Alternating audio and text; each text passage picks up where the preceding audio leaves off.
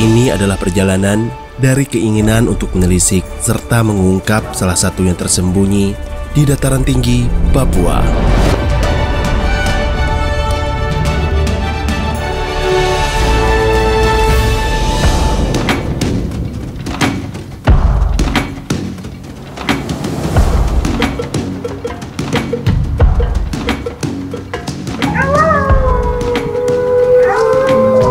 Disinilah cerita dimulai, di dataran tinggi Grasberg pada ekosistem alpin dan subalpin yang didominasi padang rumput, perdu, dan tumbuhan semak, yang juga dihuni beragam satwa termasuk bitim, sebutan masyarakat suku dataran tinggi Papua kepada si anjing liar Papua ini.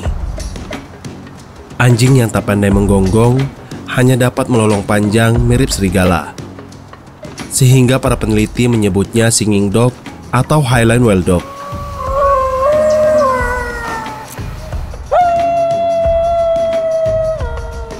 Merekalah yang menjadi alasan bagi peneliti Universitas Cendrawasih atau UNCEN yang dipimpin Dr. Suryani Surbakti, ahli ekologi dan lektor kepala bidang studi biologi, beserta Hendra Kurniawan Mauri, dosen biologi, kembali menapakkan kaki di dataran tinggi Papua.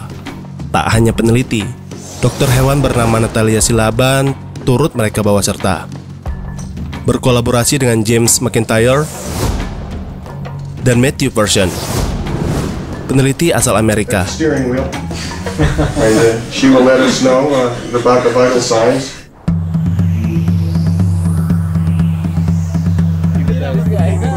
Mereka bergerak dengan dukungan penuh Freeport Indonesia. Mereka telah bersama sejak penelitian tahun 2018.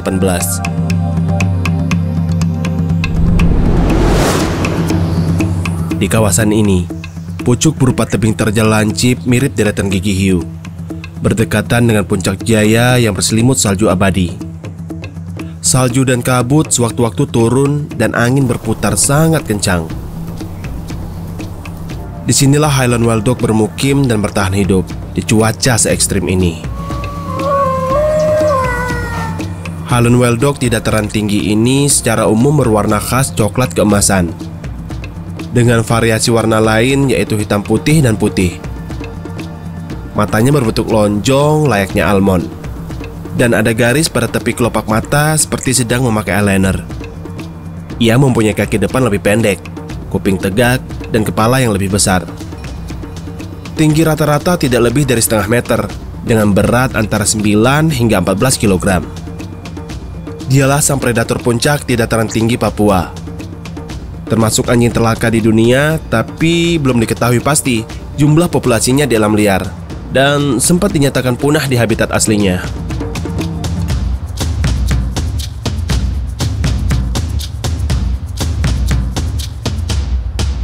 Namun, tim peneliti membuktikan sebaliknya.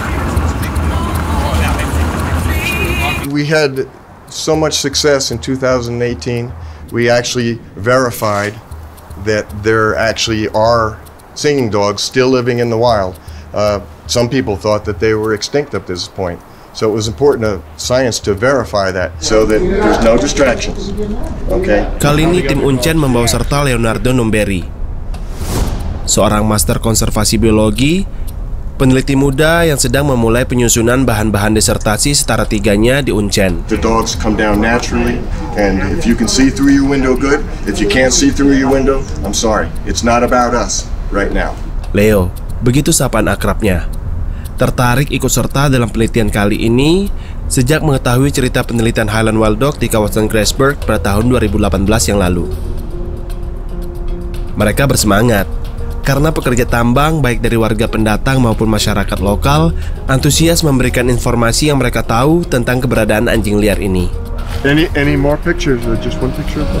He's got a scar on his nose. Okay. It's an identifier. All right, good. Then see name.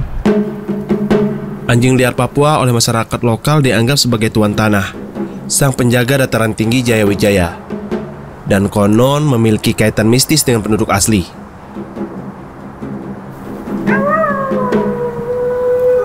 Hear it again?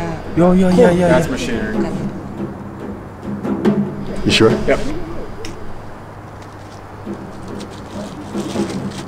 Karena itu, suku-suku dataran tinggi Papua begitu menghormati keberadaannya dan meyakini bahwa singing dog adalah misim atau nenek moyang mereka. Kalau ini? Kalau anjing ini saya takut. Kenapa? Itu manusia. Oh, anjing sih. Dipiara juga manusia. Ya. Kalau kau piara, bikin dia datang tuh. Itu manusia. Misim. Anjing tuh. Anjing. Ya. Ya. Dog. Bahasa Inggris dog.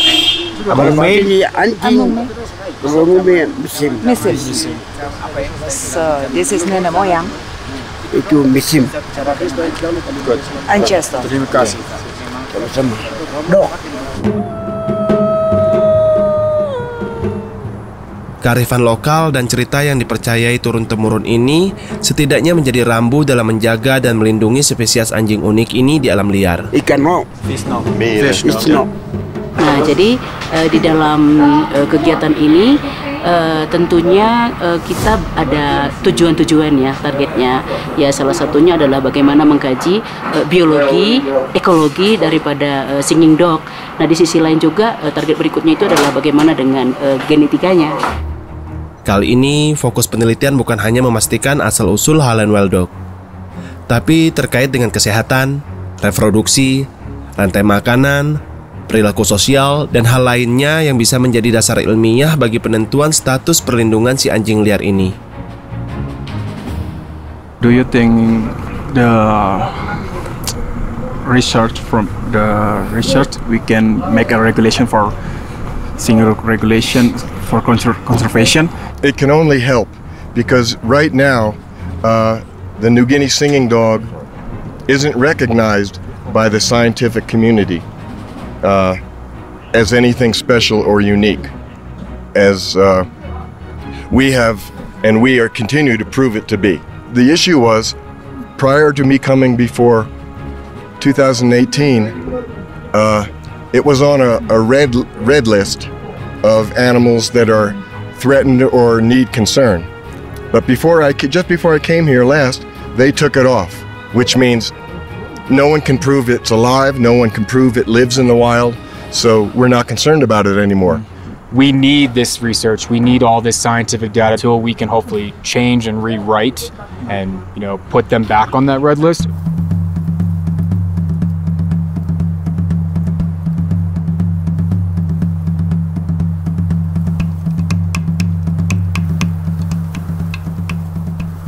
Penelitian pun dimulai dari bulu yang ditemukan Matthew dalam sebuah lubang tanah.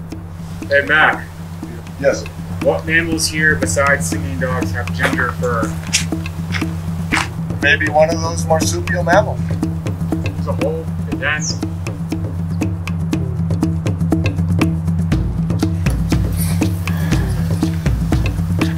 We need to put it. Does it look active? Yes. Then we put a trail camera. Put one literally right here because then we can see what access is coming in.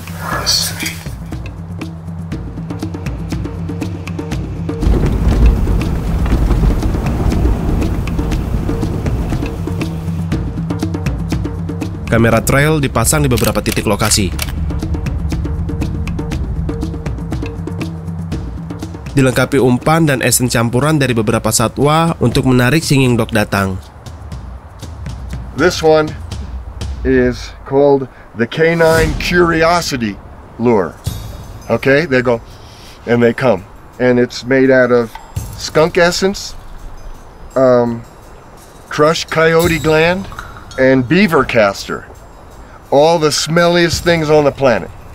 So I wouldn't be surprised if there's a dog smelling this right now. It's called Hellfire. It's like a mixture of like rabbit, coyote, bobcat, raccoon. It's like a mixture of a bunch of different mammals to kind of attract predators to come in. Oh, What an interesting name. Hellfire. yeah, yeah. Fits. That's the best. Interesting spots, he said. I'm gonna take care of a little hellfire here really quick. Because it seeps into your pores and it's very hard to get rid of the smell. So tonight at dinner, I'm going, oh, you know. You know, we'll fix that. What? Nasi goreng. Metode baru kali ini digunakan para peneliti dengan memberi nama masing-masing anjing liar yang biasa para pekerja tambang temui. Penamaan ini juga melibatkan para pekerja tambang di sana dengan maksud untuk lebih mudah mengidentifikasi dan juga memberi apresiasi kepada para pekerja yang selama ini turut melindungi Holland Wild Dog. One as well too. I mean, we definitely, anybody who's here involved with this is able to collaborate and name these dogs so we can have future identification for them. Para peneliti menduga Holland Wild Dog hidup dalam kelompok dan memiliki hierarki sosial di dalamnya. Yeah, social It's group. a social group for sure, but as far as a dominance or a true hierarchy, this is the world's rarest dog, and there's so much that's still left that needs to be studied about them. Nene, si alpha female. George, alpha male. Scarlett memiliki bekas luka dekat hidungnya. Mike si hitam putih, dan Stella si putih paling junior. Kawanan singing dog yang Surabaya ini telah diidentifikasi. The first day. First day in here? Okay, that's Scarlet. Oh, Scarlet. That's Nene. See how it doesn't have. Tim peneliti juga mengidentifikasi anjing liar di lokasi lainnya. Area perburuan mereka di bukit-bukit nan tinggi di atas sana, di atas area bekas tambang terbuka Grassberg. Terbukti dari beberapa hasil penelitian pada hari sebelumnya. Here is at Cuscus. Some of the fecal samples I've been doing actually have echidna quills. There are no recorded evidence of echidnas up here, so that's a whole different game changer for predation for singing dogs, mammals, and monotremes and marsupials up here as well too. So it can give us other answers as well too. We had 2 dogs come here last night. It's the dogs they see all the time.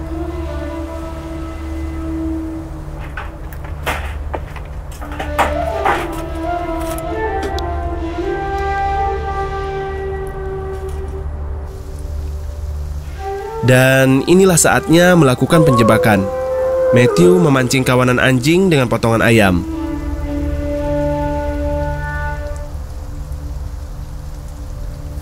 It was clearer when we showed up. Now the fog has come in, now it's starting to drizzle. And I don't blame the other dogs for maybe not coming down right now. Tapi ternyata Mike tidak sendiri. Stella dan George datang. Sepertinya mereka penasaran dengan makanannya. Ups, tidak semudah itu. Nampaknya ini membutuhkan waktu. Kali ini Mike menyasar umpan dekat bangunan. Dan Dr. Berna siap beraksi.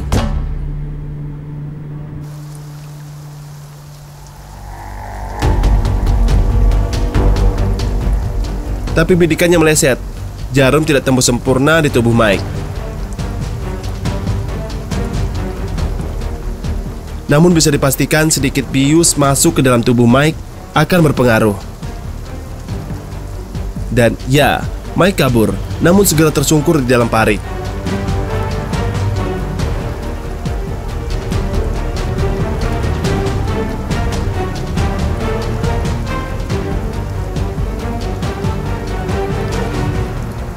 Matthew harus menangkap Mike dan memastikan dia aman. But he's not good enough for us. Matt's hey, take it easy, Matt, go slow. Take it easy.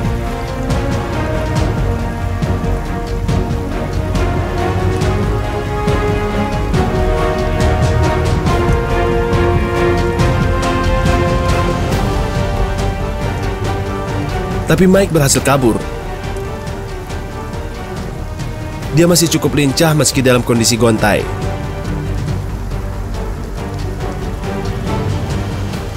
Mike kini jadi buronan. Tanpa disadari Matt, aksinya mengejar Mike merupakan pelanggaran prosedur keselamatan VTFI karena tanpa alat pengaman yang cukup. Kuku dari VTFI langsung mengingatkan para peneliti akan kelalaian tersebut. Well, because the reason why is when he was in between the rocks, he fell completely face first in water. And that's when I was like, oh no. So I need to let you know that I'm gonna strict about the safety issue in here in Grasberg. And I don't want to jeopardize this research just because safety issue protocol or something like that. So I need to remind you guys that safety in here is, I know this is not something that you guys get used to be with the safety issue, something like that, but really, I don't want to jeopardize this research, this very big opportunity just because safety issue complaint. We have an obligation, Yep. but we're in your house, Yeah. and I understand that it's in your house. So our hearts and souls are making sure that guy stays safe. Yep. And but we apologize profusely, and it won't happen again. Yeah. Bisa diduga, suasana hati para peneliti turut menjadi kelabu dan suram, seperti cuaca saat ini. Akankah Mike baik-baik saja? Real fact that they will not. Is it Stella? No, that is George. Oh, George. Okay, sorry, George. Tak lama berlalu, kabar baik datang dari lokasi penangkapan yang lain. He's thinking about. We got one in Manokwari. Okay, we got one in the trap in Manokwari. Okay, did you hear that? So we gotta pack up again and move. We can do it though. We're good like that. Para peneliti pun bergerak, tapi dengan suasana hati yang tentu tak lagi kelabu, karena satu anjing liar telah berada dalam penangkapan di sekitar Manokwari Office.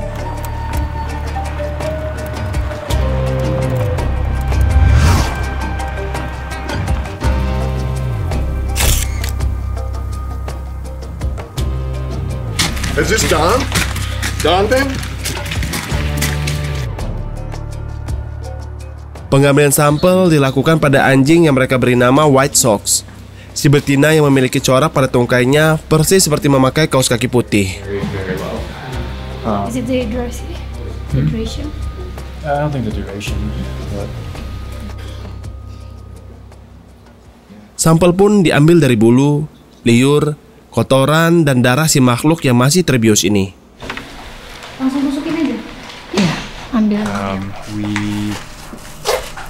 had to monitor White Sox. She could have some sort of infection. She could have some sort of disease, a kidney disease or a liver impairment. Those are things that hopefully we'll find out with that lab work and those parasitic exams, which is why we needed that microscope. White Sox ternyata dalam kesehatan yang kurang baik. Ya, kita tak pernah tahu apa yang dihadapinya di luar sana.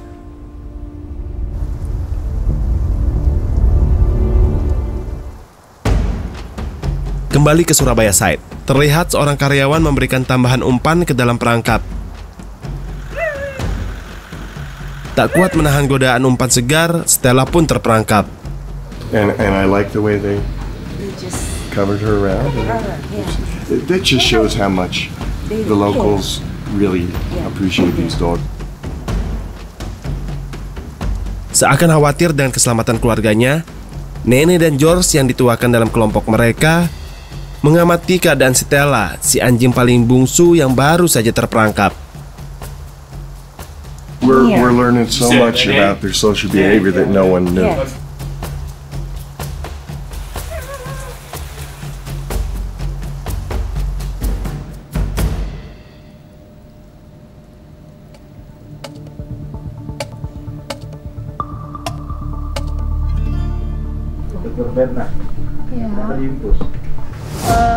Suhu tubuhnya rendah, terus kita mau ambil darah. Enak sih, infusnya dikasih hangat. Overall, their body temperatures have been cold. It makes sense with the weather and everything going on today. It's very rainy and freezing outside. You talk about what kind of day was this today? It was the greatest day of my life, you know, and we've got 2 containers worth of samples of the rarest dog on the planet that scientists back home are very excited to examine. So this was a good day. We did better on this one than we did on the first one, and we'll do better next time. Always room to improve. Handling mamalia ini tidak semua orang punya spesifikasi tersebut gitu. Nah, jadi dari penelitian ini kita saling belajar gitu, saling mengisi gitu, sehingga keanekaragaman mamalia yang begitu banyak di Papua ini, kita dari universitas lokal juga bisa berkontribusi di situ. Nah, dengan kita dilatih, kita dapat informasi, kita step berikutnya pada level analisis gitu, kita juga dilatih gitu. Terkait dengan hormonalnya si betina gitu. Jadi dia per 6 bulan, misalnya ini masa haidnya atau masa suburnya, biasanya kan masa suburnya itu bahasa Indonesia sih menstruasi, masa menstruasinya itu sekitar 2 minggu. Jadi masa suburnya itu sekitar hari ke-9 sampai hari ke-13 kayak gitu, itu masa subur.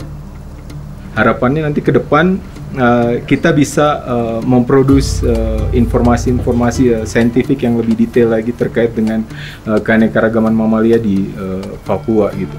Ya, ujungnya terkait dengan pengelolaan dari keanekaragaman hayati kita yang ada di Papua, terutama dengan para stakeholder, baik itu Balai Besar BBKSDA maupun pihak-pihak yang lain. Papua adalah rumah besar yang menyumbang lebih dari 60% keanekaragaman hayati Indonesia. Keanekaragaman ini masih menjadi tantangan untuk diungkap para peneliti kepada halayak ramai. Untuk bisa mengakses dataran tinggi Papua, itu hal yang sangat berat sekali gitu. Dengan adanya PT-FI, dengan infrastruktur yang dimiliki PT-FI, dengan sumber daya yang dimiliki PT-FI, sampai kita bisa ada di sini, sampai kita bisa mengeksekusi penelitian ini, itu support yang sangat luar biasa gitu. Area reklamasi ini diharapkan akan menjadi lahan yang sempurna bagi berbagai flora dan fauna seperti kuskus, ekidna, dan juga burung. Mereka semua adalah mata rantai makanan bagi singing dog, sang predator puncak.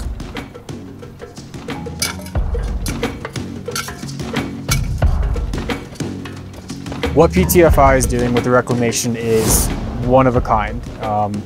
They are changing the environment with the landscape, with the resources they're using, and truly making this environment so much better. It's the greatest thing possible, and it's what any conservationist, biologist, environmentalist is going to want. With them doing this reclamation, upaya konservasi tidak hanya dilakukan di lapangan. Mereka pun bergerilya memberikan pemahaman tentang arti keberadaan singing dog di dataran tinggi. Terus anak anjing, puppies, itu biasanya lahir, ketika dia lahir biasanya coklat gelap. Saya rasa nggak semua orang beruntung bahwa kita berdekatan dengan sesuatu yang yang spesifik yang hanya ditemukan di sini gitu.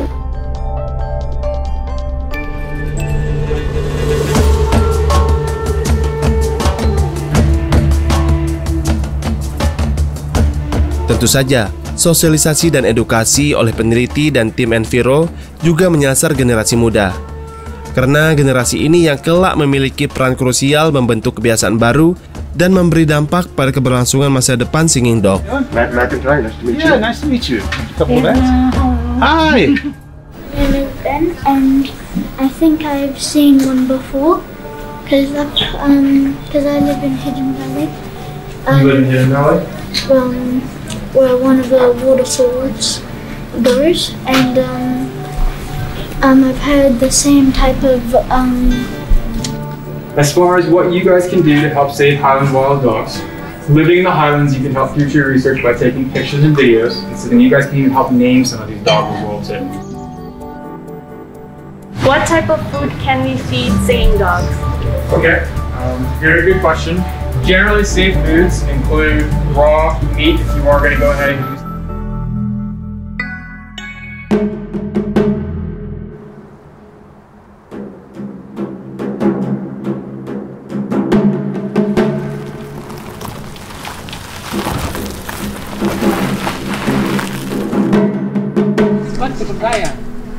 So the truck wheel active? Yeah, we're going to keep it active. Akankah para peneliti beruntung lagi kali ini?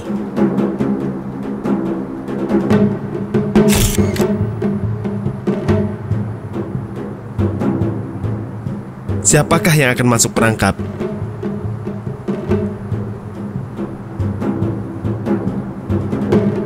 I think you had her. Or you could have her.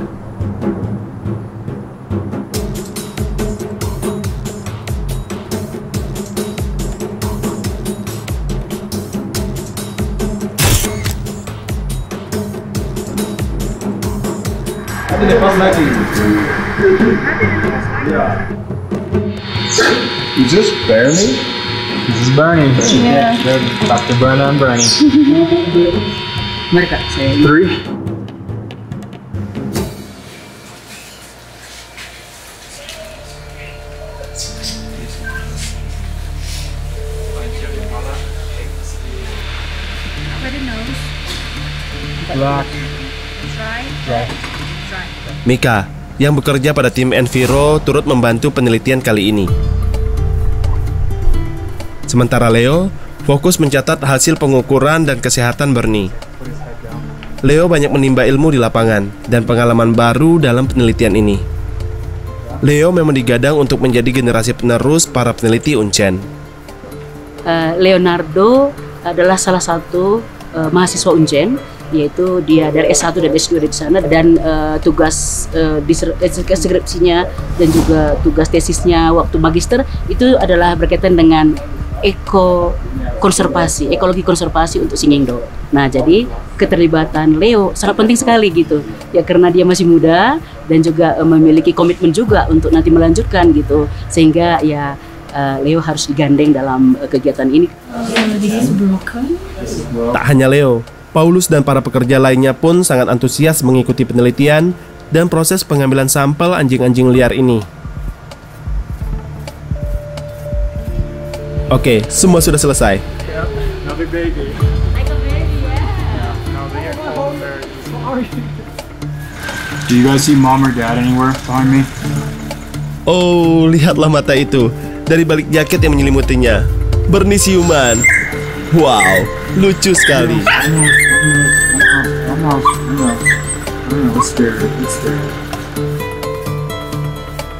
We estimate that maybe they're 5 to 6 months old. Bernie masih sempoyongan karena efek bius yang masih tersisa. Namun naluri liarnya memaksa dia untuk pergi, berlari menuju keluarganya.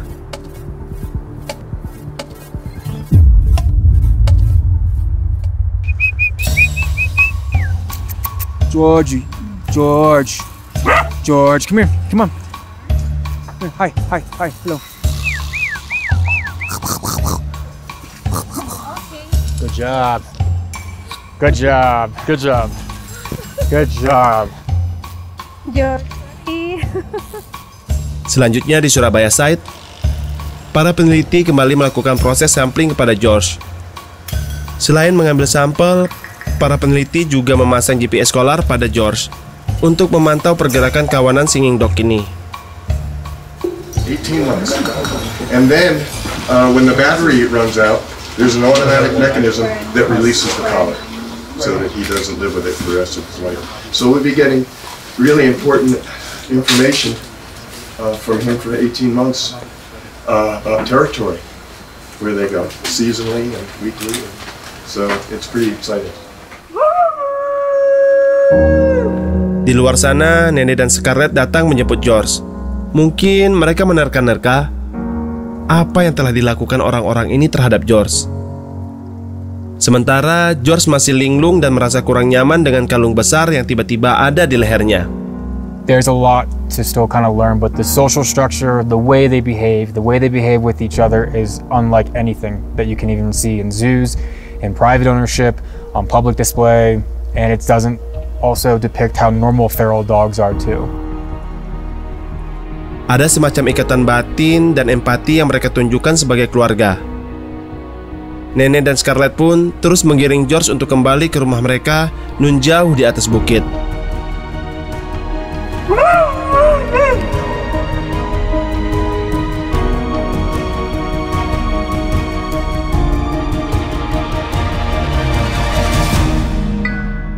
Di sekitaran Manokwari Office, ada satu anjing yang terlihat berbeda dari kawanan lainnya.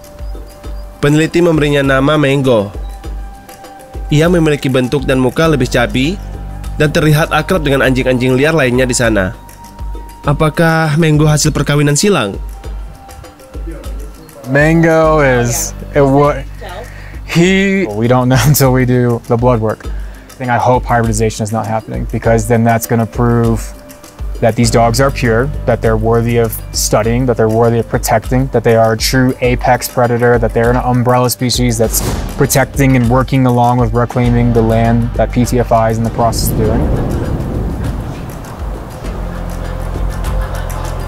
Kalau kita mau bicara anjing harus dikonservasi, kita harus punya data dengan populasi jumlah yang besar, baik dari genetiknya bahwa dia memang berbeda dari anjing ras dan dari anjing kampung. Jadi waktu kita mau konservasikan pun, penelitian ini sebenarnya sangat mendukung bahwa kita membutuhkan sampel lebih lagi. Berarti penelitian ini penting ya untuk mendukung apakah anjing ini pada kenyataannya dia butuh untuk dilindungi atau tidak. Oke, menarik.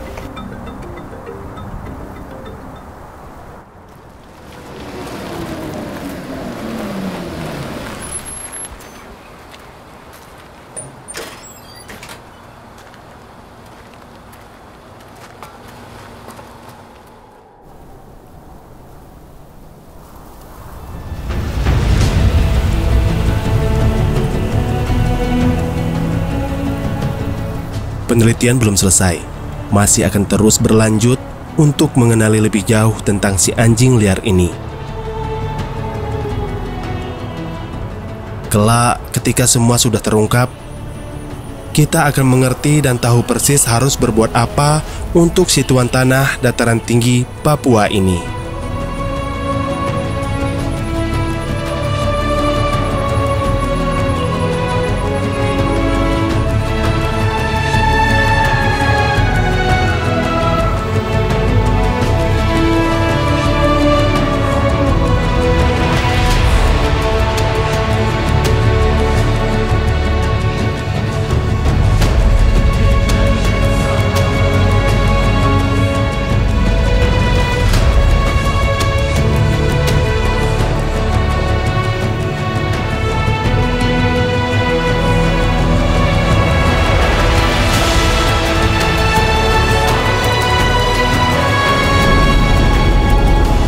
Saya juga curious gitu, maksudnya kok bisa ada anjing nyasar di sini gitu, ngapain gitu. Nah, itu dia.